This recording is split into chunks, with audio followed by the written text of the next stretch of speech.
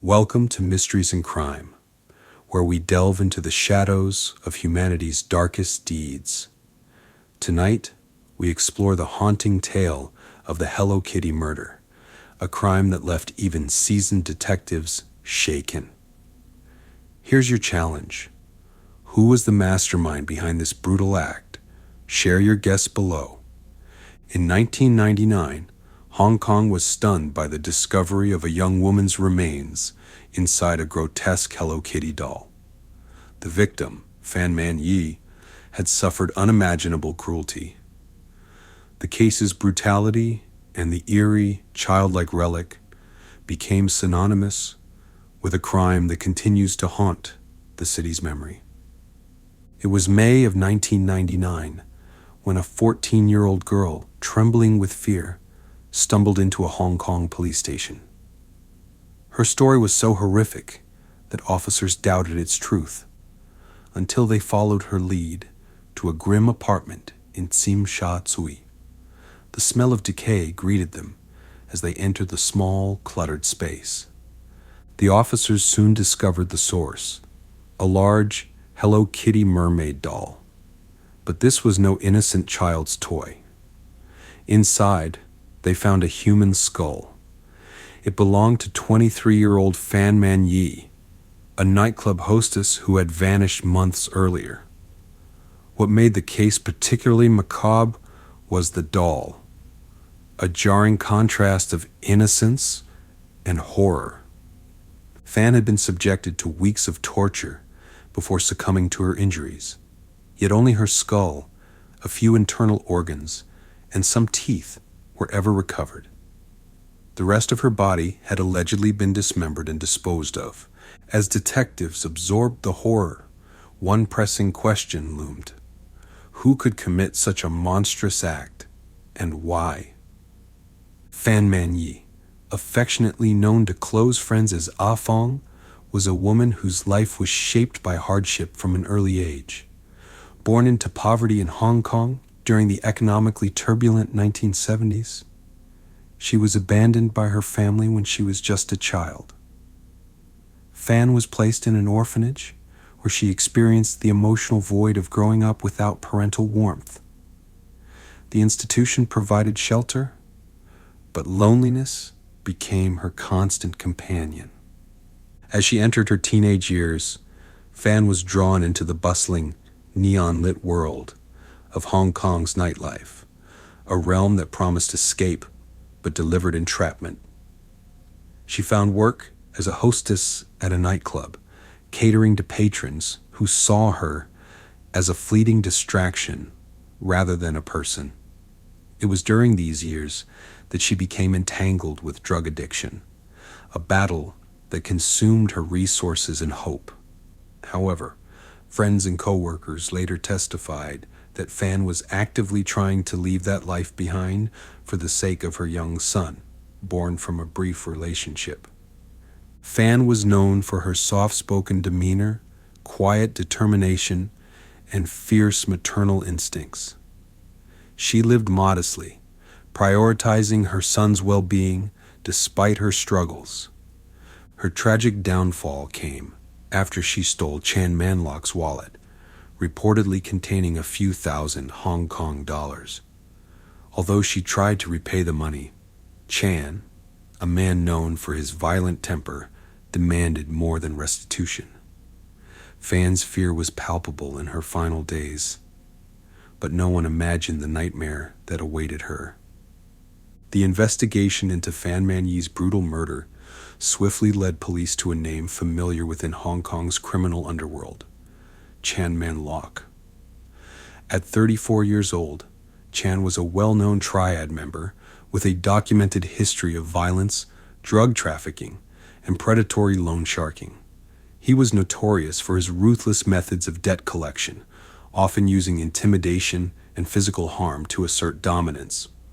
Associates described him as a man intoxicated by power, someone who viewed human suffering as entertainment.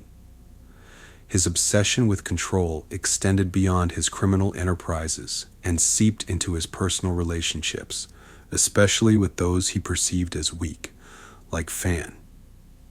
Working alongside Chan were two younger men, 27-year-old Lung Xingqiu and 21-year-old Lung Wailun. Both were reportedly deeply in debt to Chan, and investigators suspected that their participation in the crime was, in part, an attempt to curry favor with their sadistic mentor.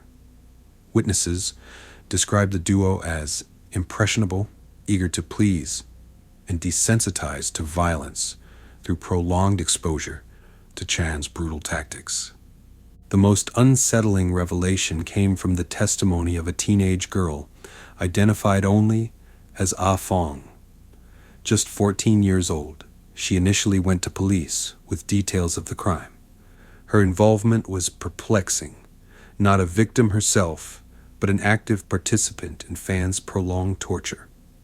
When questioned, the suspects displayed a chilling indifference. Officers later reported that Chan laughed when asked about the Hello Kitty doll containing Fan's skull, as though the doll was nothing more than a grotesque souvenir of his dominance. The timeline of Fan Man-yee's final days unfolded like a nightmarish play-by-play. In early March of 1999, she was kidnapped by Chan Man-lok and his accomplices as punishment for stealing his wallet. What followed was a month-long ordeal of unimaginable cruelty. The apartment at 16 Granville Road became Fan's prison. Chan and the others tied her up, repeatedly beating her with metal bars, kitchen utensils, and their bare hands. Witnesses later described the chilling sounds that emanated from the unit, muffled screams punctuated by bursts of cruel laughter. Ah Fong, the teenage accomplice, recounted scenes that seemed beyond belief. She described how Fawn was burned with heated plastic straws that melted onto her skin. Boiling water was poured over her body, leaving blistered wounds across her back and legs. Yet the torment did not stop. Fan was reportedly forced to smile while being tortured, a grotesque demand that became part of her captors' sadistic games. When she lost consciousness, they doused her with cold water to revive her and continue their entertainment. As the weeks passed, Fan's health deteriorated rapidly. Open wounds festered and infections spread. Eventually, she succumbed to sepsis and malnutrition. The perpetrators, faced with a corpse, decided to dispose of her remains in the most grotesque way imaginable. Her body was dismembered in the apartment's bathtub. Some parts were boiled to prevent decomposition. Her skull, stripped of flesh, was placed inside the Hello Kitty doll, a keepsake, some claimed, of their gruesome conquest. The crime was finally revealed when guilt overtook Ah Fong. Haunted by dreams of Fan's suffering, she confessed to police, leading them to the apartment where horror awaited behind a seemingly innocent doll's smile. The Hong Kong police force approached the investigation with grim determination. Upon entering the apartment, officers meticulously documented the scene. They photographed the doll, the bathtub, and the scorched walls, evidence of the cruel games that had unfolded there. Detectives also interrogated Ah Fong extensively. Her descriptions, though disturbing, provided a clear timeline of events. Police traced Fan's movements in the weeks before her disappearance and discovered financial records showing her final fateful encounter with Chan. The suspects, when questioned, showed little remorse. Chan allegedly bragged about his lesson to Fan, while his accomplices insisted they acted under his orders. Forensic teams faced significant challenges due to the body's destruction. Without a complete body, establishing the exact cause of death became difficult. Investigators relied heavily on the skull and organ remnants to confirm Fan's identity. DNA analysis matched the skull with Fan's relatives, providing indisputable evidence of her identity. Blood splatter patterns across the apartment walls corroborated Ah Fong's testimony of repeated beatings. Despite these breakthroughs, the lack of a complete body complicated the prosecution's case. Prosecutors needed to prove, beyond reasonable doubt, that the suspects intended to kill Fan, not merely assault her. The Hello Kitty murder sent shockwaves through Hong Kong. Residents, particularly in Tsim Sha Tsui, expressed disbelief that such a brutal crime could happen in their community. Rumors spread rapidly, and parents became hyper-vigilant. Some neighbors admitted they had heard strange noises, but had dismissed them as typical nightlife disturbances. The media seized on the case's grim details, dubbing it the Hello Kitty murder, due to the doll that concealed Fan's skull. Sensational headlines chronicled the graphic torture and the surreal nature of the evidence. The Hello Kitty brand, typically associated with innocence, became an eerie symbol of brutality. The investigation into the Hello Kitty murder brought forward numerous theories and even more unanswered questions. Police quickly identified key suspects, including 23-year-old Chan Man-lok, a known triad member, along with his accomplices, Leung Xing-cho and Leung Wai-lun. The trio allegedly committed the gruesome crime after a dispute involving unpaid debts. However, the streets of Hong Kong whispered alternate theories. Was this murder a spontaneous act of unchecked brutality, or was it meticulously planned as part of a darker underworld ritual? Eyewitness accounts were scarce, yet some claimed to have seen the victim, Fan Man-yee, being forcibly taken to the apartment where her ordeal would begin. Psychologists speculated about group dynamics, how shared criminal intent can dissolve individual moral boundaries. Ultimately, the prevailing theory stood. It was a drug-fueled act of financial retribution. But the shadows of uncertainty remain. The trial of Chan Man-lok, Leung Xing-cho, and Leung Wai-lun was as harrowing as the crime itself. Prosecutors presented evidence of the unimaginable violence inflicted upon Fan Man-yee, supported by the haunting testimony of a 14-year-old girl who had witnessed the crimes firsthand. Her account painted a horrific picture, one of cruelty, power, and terror. Despite the overwhelming nature of the evidence, the trio was not convicted of murder.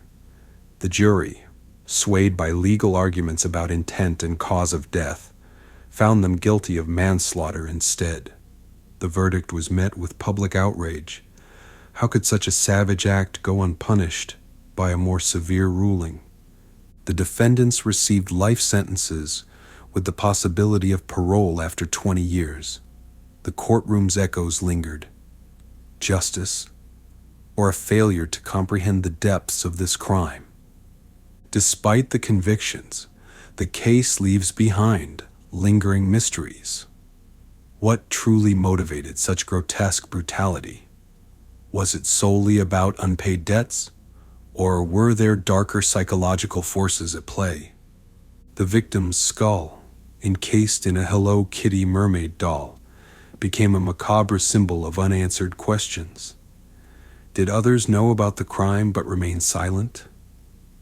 Were there accomplices never brought to justice? These haunting questions persist more than 2 decades later, a testament to the crime's enduring mystery. The Hello Kitty murder did more than shock Hong Kong.